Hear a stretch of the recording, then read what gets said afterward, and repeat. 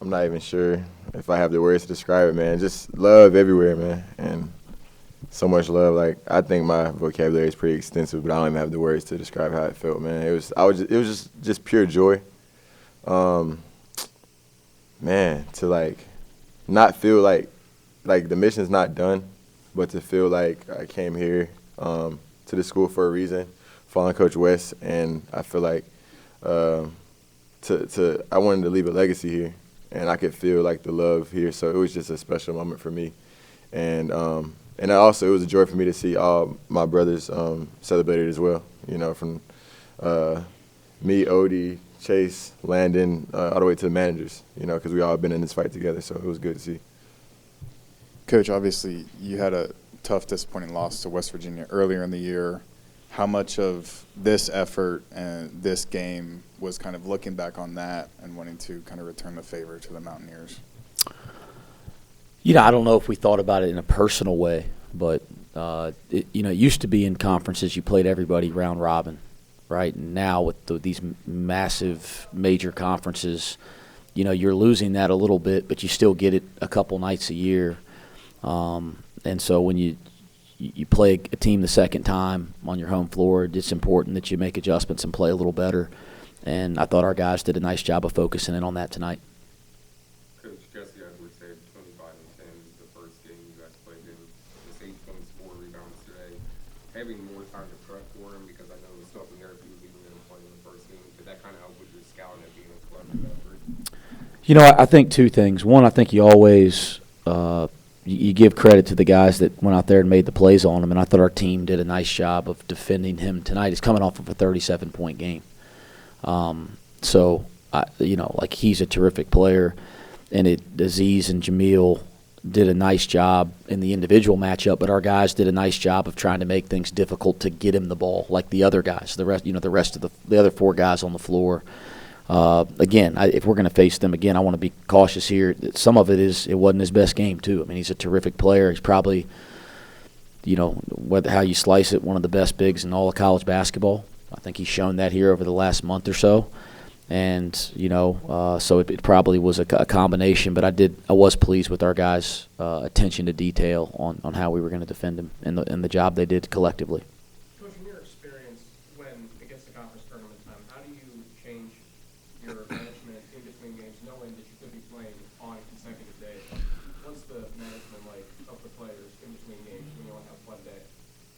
How do you change preparing for the tournament, or while you're in the tournament? Honestly, I've been fortunate to participate in tons of tournaments over the last 20 years as a player and a coach, and I don't even think about it as multiple days. I think about it as a one-game tournament. They don't let you go to a second day if you don't take care of business on the first. So I've always thought about conference tournaments as a one-game tournament. So we'll try to do everything we can to get ready to play. Again, if it's going to be Tuesday, I think Kansas State, Iowa State, the outcome of that was going to determine whether we played on Tuesday or Wednesday. But if it's going to be Tuesday, we'll get ready to play Tuesday and do everything we can to play that one game. And if they let us stick around on Wednesday, we'll figure it out from that standpoint. But we think about it as a one-game tournament. Dan, you guys outscoring 48-14 in the paint. What do you think was working so well in the front court to be able to get those shots to fall consistently today where they hadn't been falling as consistently around the rim recently? Just playing as a team and moving the ball and trusting each other and what we work on every day, and Phoenix coming down and making the first easy play and getting in the paint, getting on 2, either finding an angle to finish or kick it back out, and just really trusting what we work on every day instead of leaving out from that and doing other things. Wes, you get a 10-for-10 performance from your 2 bigs, and Jamil Reynolds and Aziz Bandago, 2 main bigs today. How impactful was that, and is that kind of the trend you've been looking for from these guys over the past week or so? Yeah, they were both really good. And I thought in the first half Aziz was awesome, like with just defensively. I thought some of the offensive rebounds, and some of them weren't rebounds he got, but he drew a foul on the offensive board, so we got the possession again.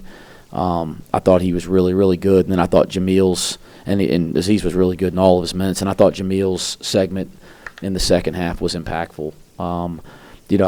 Also we did a nice job executing a couple plays against the zone that got Jamil some easy baskets. It was good to kind of see him get going. Aziz probably wishes he was out there for that. He'd have got him too, but it was good to see those guys see the ball go in because we need both of them to be effective on both ends, and they both had moments tonight. They were. Coach, I know you're probably not ready to self-reflect on this season yet, but from game one to the end of this game, how much have you seen your team grow and come together? Oh, man, ton.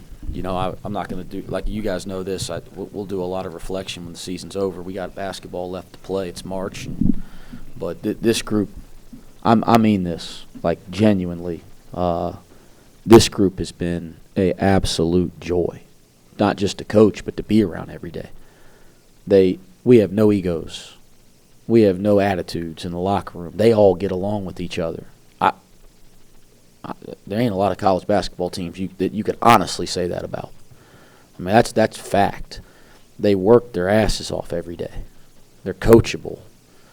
They want to win. They care about the program. They care about the community and the school. This team's been a joy. Now, there's been some hard nights because we have been right there, man. I mean, I think 9 one-possession game losses or something like that. I mean, that part's been hard, but dealing with them and coaching them, it's been an absolute joy, and I'm thankful for it. And I think they all deserve credit for it. But guys like John and Odie that have been here for 3 years and are the old elder statesmen, they deserve a ton of credit because they've set a tone because they've been here as long as they have. And I'll say it, John Newman, the way he plays the game, how could you not relate to that if you're a fan of Cincinnati basketball? And everybody gets to see that every night. But Odie Oguama, accepting the role that he's had to play when Aziz and Jamil got eligible, man, it is as important to the dynamic on this team as anything I've ever seen a player accept or sacrifice in my 13 years as a head coach. And I will never forget it till the day I die. I'm not going to get emotional. I told myself I'm not doing that in the media today, but I start thinking about these guys, and so John Newman, Odie Oguama, I love them, and I'll love them forever, and I ain't going to do that. So, yeah, it meant a lot. Dan, you just witnessed a pretty cool senior day. Is that something you might want to do in a couple of years? Yeah, for sure. It was an amazing night for them too. John Newman and Chase and Landon and Odie, man. It was fun going out there and competing for them. And I don't know what. I don't know. I want to say this, man. I want Dan Skillings to be drafted before his damn senior That's night what I comes was trying up. to say, but I'm trying to humbly, but I agree. I don't know what my future holds. I'm gonna keep working though. He I mean that. His goal's got to be bigger than getting to senior night. And I everybody knows that's around us knows what I think of Dan Skillings, and I thought he was terrific tonight. I thought he played one of his best games as a Bearcat at Oklahoma earlier this week, other than a couple silly fouls and some missed shots, which that's the stuff everybody sees. But everything else, it was probably his best game as a Bearcat, and I thought he followed up and was terrific again tonight. And if you ask me, would you want to see Dan Skillings on senior night, I'd like to have the same emotions I have right now about John Newman and Odie Oguama and at the NBA draft, watching Dan Skillings get drafted. Like I think he's capable of that. So we ain't gonna put senior night in his head. Let's talk about him getting better every day, so we hear his name called. Yeah. Dan, you've kind of seen it firsthand playing with Day-Day and Jizzle. How have you kind of seen them continue to develop and leading the offense? And was there a part of you that was surprised when Day-Day was calling for the lob coming down the floor in transition? Yeah, man. Love playing with Jizzle and Day-Day, man. They really see the floor, and they really know how to make the right play, and they really know how to play aggressive too. So teams really don't know what to get from them, like aggressive or make a play, go score, or make other plays, get in the paint and kicking out and just getting assists and things like that, and just create it for others. But the lob. That was fun. When I first caught it, my mind automatically thought give it to him and then he was gonna give it back. But I went all the way and he just telling me to call it up and I was like, I'm doing it. I just threw it up and it was lit. It was tough. The coach just likes 2 points, so it went in, so I'm fine. Fun. That was fun, man. That was an amazing time right there. I ain't gonna lie. Wes, what's the biggest difference in having to face a team immediately the next game going into a conference tournament? Is it official now? Like, yeah, the Iowa State loss. But does that mean that it definitely is West Virginia? Yeah. West Virginia Tuesday, go to 14, you're 11. Yeah, okay. So Yeah, guys, I don't know. I don't know if I have an experience of playing a team and then 3 days later playing them again in a conference tournament. And I hadn't had time to process all that because, I came straight to see you guys after I'd met with the team. So we'll come up with a plan. We'll prepare, and we do what we always do. And we have a ton of respect for West Virginia, and they beat us already this year. So it's not as if just because we had it got away from them against us tonight that we think we've arrived or something. We understand how good we're going to have to play on a neutral floor in the conference tournament. A lot of these games have been tense. Do you feel like they've prepared you for the intensity of a one-game conference tournament starting next week? Yeah, I just think this league prepares you to play in March.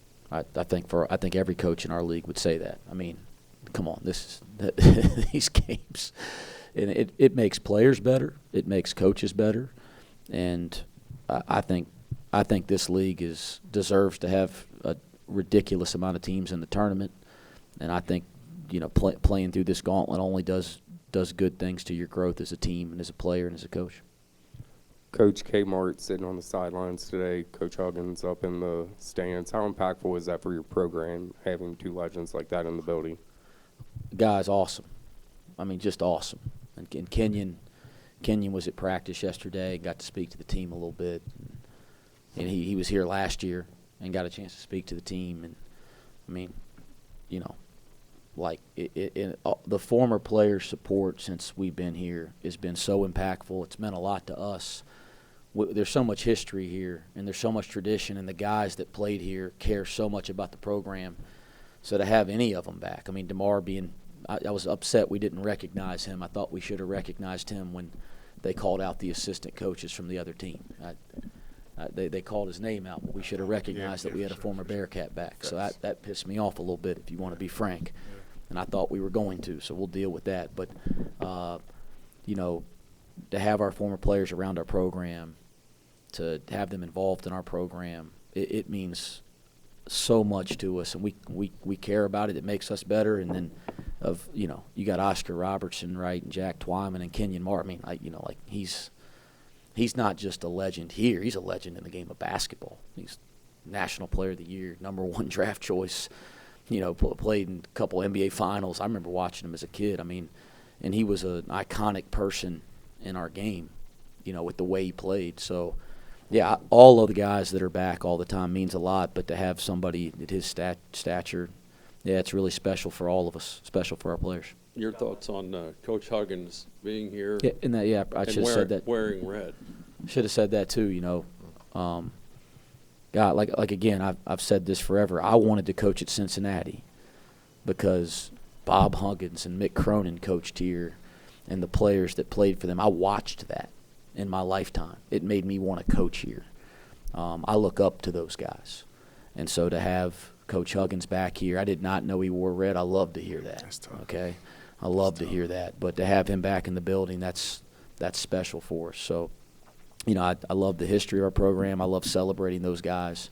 And come on, Bob Huggins is a Hall of Famer that coached here. Again, we talk about gigantic people in our sport. He's one of them. And so, again, I hope we honored him the right way. I don't know if we did. We should have. Thank you. Thank you. Thank y'all.